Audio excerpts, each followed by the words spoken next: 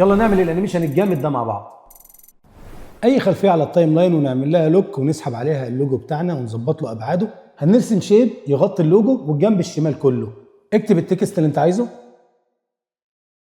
ظبط ابعاده بحيث ما يخرجش بره الشيب ده، وهنضغط على التوجل دي عشان نظهر اعدادات التراك مات. هنخلي التكست يعمل تراك مات للشيب، وهنضغط على العلامه دي عشان نعكسها. هنقفل لاير الشيب ونخليه يعمل بيرنت اند لينك للوجو، ونخلي التكست يعمل بيرنت اند لينك للشيب. بعد كده هنحدد لاير اللوجو ونضغط بيه علشان يفتح لنا البوزيشن، ونعمل كي فريم وننزل اللوجو تحت، ونحرك السي تي اي مده الانيميشن ونطلع اللوجو تاني.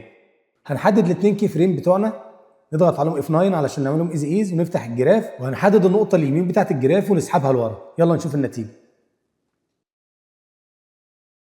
ومن النقطه دي هنبدا الانيميشن الثاني، هنتحرك مدته بالسي تي اي ونجيب اللوجو بتاعنا شمال. هنرجع بالسي تي اي عند الكي فريم اللي في النص، وهنروح نحدد التكست ونضغط بيه علشان يفتح لنا البوزيشن ونعمل كي فريم عند البوزيشن. هنحرك السي تي اي لحد الكي فريم الاخير، ومن البوزيشن هنحرك التكست لحد ما يظهر كله. هنحدد الاثنين كي فريم، نضغط F9 ونفتح الجراف ونظبطه بنفس الطريقه. يلا بينا نشوف الانيميشن.